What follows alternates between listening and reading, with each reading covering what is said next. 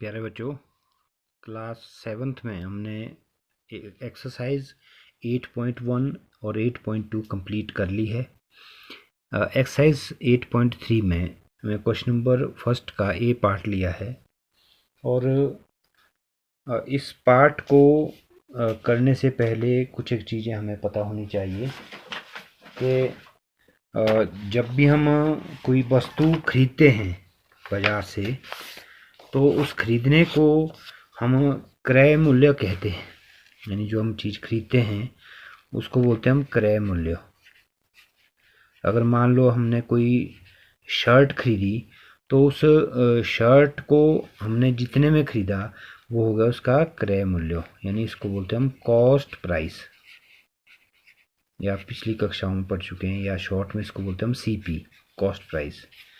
और जितने हम उसको, मान लो कोई चीज़ हम बेचते हैं तो उसको बोलते हैं विक्रय मूल्य, सेलिंग प्राइस। विक्रय मूल्य, सेलिंग प्राइस, यानी एसपी। और हमें कुछ लाभ होता है या कोई लाभ उसमें दुकानदार कमाता है, लाभ, उसको बोलते हैं प्रॉफिट। और कई बार हानि भी होती है, उसको बोलते हैं लॉस। तो ये कुछ टर्म्स आपने याद रखना है। जब हम दुकान में जाते हैं, कोई हम शर्ट लेते हैं, तो उस शर्ट का कॉस्ट प्राइस मान लो RS 300 है, RS 500 है मान लो, ये उसका क्रय मूल्य है।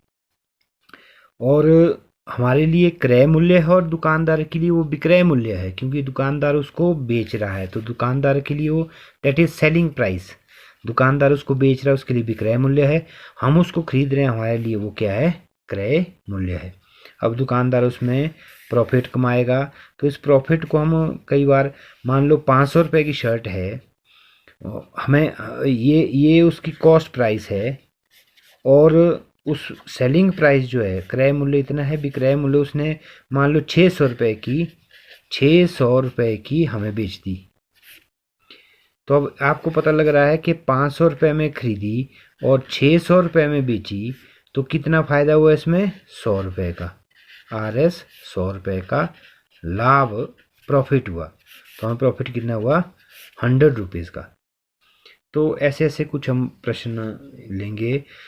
एक्सरसाइज 8.3 में हमने पहला ही क्वेश्चन लिया और बहुत सिंपल है कि एक बगीचे में काम आने वाली कैंची है, और उस कैंची को 250 रुपये में वो कैंची खरीदी, और 250 रुपये में खरीदी गई और 325 रुपये में बेची गई। लाभ प्रतिशत या हानि प्रतिशत ज्ञात हमने करना है।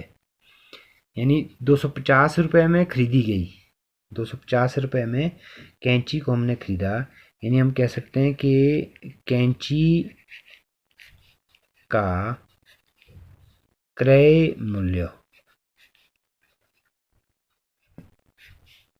इज इक्वल टू, यानी कॉस्ट प्राइस, जिसको हम बोलते हैं cost price of scissor. Cost price यानी CP, जिसको हम बोलते हैं क्रय मूल्य, हमने कितने में खरीदी, वो 250 रुपये में खरीदी। और कितने में बेची, यानी कैंची का विक्रय मूल्य, कैंची का विक्रय मूल्य, यानी विक्रय मूल्य का मतलब सेलिंग प्राइस, SP, उसका है कितने में बेची, वो 325 में। अब हमने इसमें बताना है लाभ या हानि प्रतिशत ज्ञात करना है। अब हमें स्पष्ट पता लग रहा है कि 250 रुपये में खरीदी और 325 में बेची, कम में खरीदी ज़्यादा में बेची, इसलिए हमें क्या हुआ, उस पर लाभ हुआ है। यानी लाभ का मतलब क्या हुआ, विक्रय मूल्य में से क्रय मूल्य को हमने घटाना है।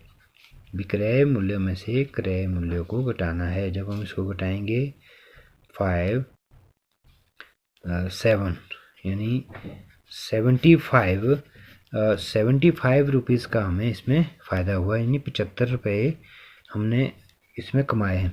अब अगर हम संख्या की बात करें तो 75 रुपीज़ हमें लाभ हुआ है। अगर हम प्रतिशत की बात करें तो हमने प्रतिशत कैसे निकालना है, हमने यहाँ पर लाभ हुआ है इसलिए हम लाभ प्रतिशत अगर निकालें तो उसको कैसे निकालेंगे, यहाँ से लाभ प्रतिशत निकालने के लिए हमने एक फॉर्मूला लगाना है, लाभ जितना लाभ हुआ रुपयों में, लाभ बटा क्रय मूल्य, लाभ बटा क्रय मूल्य गुणा 100। अगर हानि हुई होती तो हमने कुछ भी नहीं करना है, लाभ की जगह हमने क्या लिखना है, हानि प्रतिशत बराबर है हानि बटा क्रय मूल्य गुणा 100।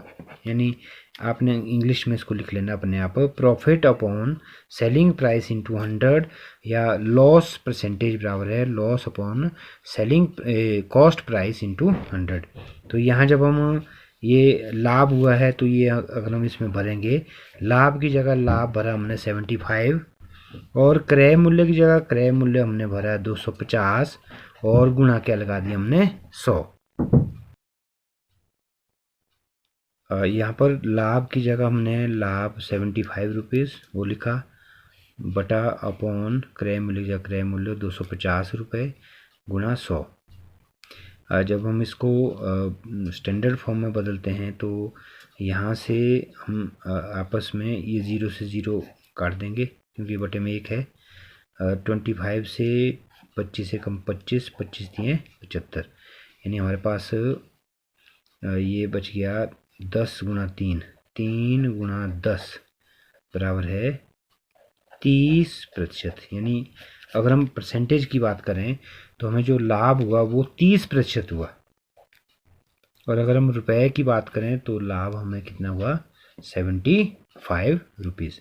तो इस तरह से आप पहले प्रश्न के बी, सी और डी पार्ट हैं, और इससे पहले हमारे पास जो प्रयास कीजिए के क्वेश्चन हैं और एग्जाम्पल्स हैं, उदाहरण, वो भी आप करें और प्रश्नावली को 8.3 को शुरू करें।